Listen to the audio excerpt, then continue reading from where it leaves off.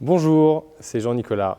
Aujourd'hui, on va essayer de répondre à une question que beaucoup de gens se posent, surtout dans le domaine des voitures de collection. Et je me la suis posée aussi, dans une certaine manière, sur cette voiture-là. C'est est-ce qu'on peut utiliser un peu n'importe quelle huile synthétique? Quel grade il faut choisir? Comment on se dépatouille un peu dans ce monde des huiles avec leur numéro, le W et tout ce que vous avez déjà pu voir?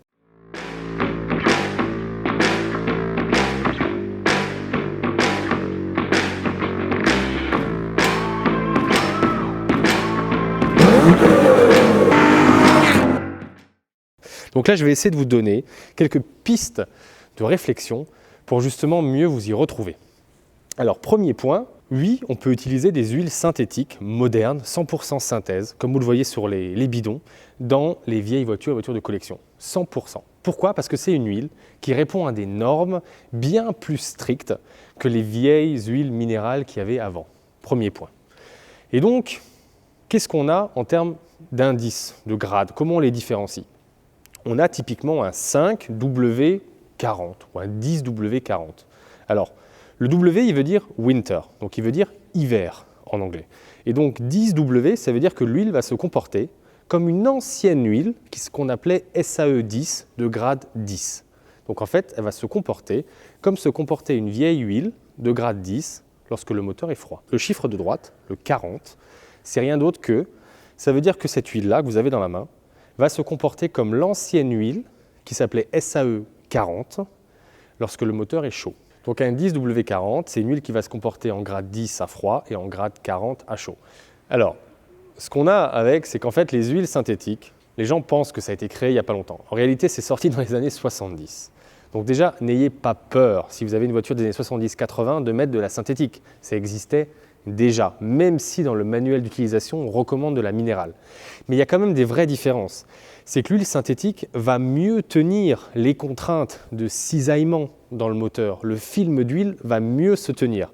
Mais la rumeur, elle dit quoi? Elle dit qu'en fait, les huiles synthétiques vont faire, comme elles sont trop fluides, vont faire que le moteur pissera de l'huile littéralement partout à travers tous les joints ou alors vont bouffer les joints. Ça, c'était vrai dans les années 70-80, peut-être. Mais les normes ont tellement évolué que c'est plus vrai aujourd'hui. Aujourd'hui, une huile synthétique ne va plus bouffer les joints du moteur. Et si vous avez une fuite quelque part, ce n'est pas dû à l'huile en fait. La réalité, c'est qu'il faut changer le joint incriminé.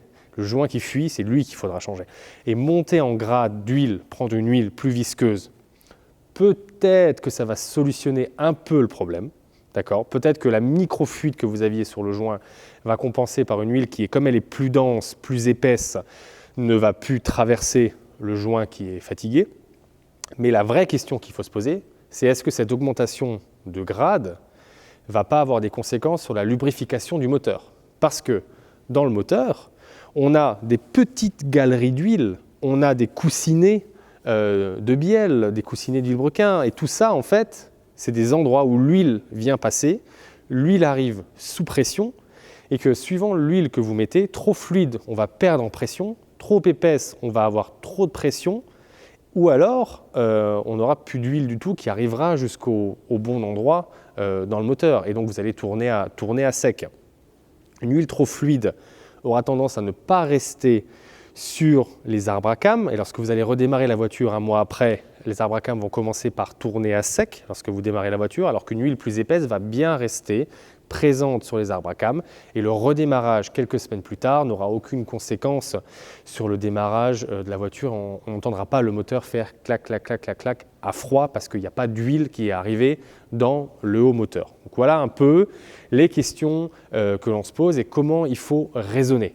Donc en réalité, huile synthétique, c'est toujours mieux parce qu'elle répond à des normes bien plus draconiennes que les huiles minérales. Ensuite, contrairement à ce qu'il y avait par exemple dans les années 30, prenons un cas extrême, les gens faisaient une vidange avec de l'huile pour l'hiver et avec une huile pour l'été. Parce qu'il n'existait pas ces huiles synthétiques qui arrivent à avoir une viscosité par exemple de 10W pour le froid et de 40 pour le chaud. Et les gens étaient obligés de jongler entre différentes huiles. Et tout ça, c'est terminé. Donc aujourd'hui, ce qui compte, c'est quoi? C'est une huile synthétique de bonne qualité, d'une marque, disons, plus ou moins connue, les grades qui correspondent à ce qu'il y avait d'origine dans votre moteur. Et c'est là qu'on arrive sur la deuxième version, qui est si votre moteur a beaucoup roulé, qu'est-ce qui va se passer? Eh bien, en fait, vous avez des usures de pièces, toutes les pièces vont s'user, les jeux de fonctionnement vont s'agrandir et donc l'huile va passer, entre guillemets, plus facilement, vous allez perdre en pression d'huile. Et c'est là que ça peut être intéressant de remonter d'un grade. Si vous avez un 5W30, pourquoi pas remonter sur un 5W40? Et c'est exactement la question que je me pose en ce moment sur celle-là, même si là, il y a un peu les deux voies pour et contre, mais c'est un peu l'idée. Normalement, ça ne peut pas faire de mal. Parce que tous les axes, par exemple l'axe du turbo, va commencer à prendre un léger jeu. Et donc, si on ne monte pas trop en grade et que l'huile n'est pas trop épaisse, elle arrivera quand même à passer et à venir lubrifier. Et si elle est trop fine, eh ben, elle va arriver, elle va lubrifier, mais en réalité, elle ne va pas faire son travail correctement parce que ça, elle sera bien trop fine.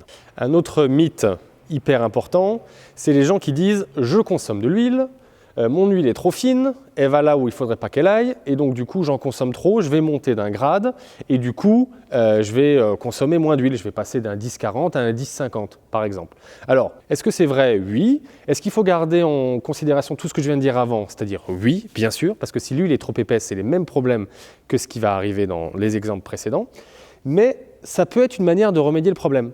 Par contre, ce n'est pas la manière de solutionner le problème.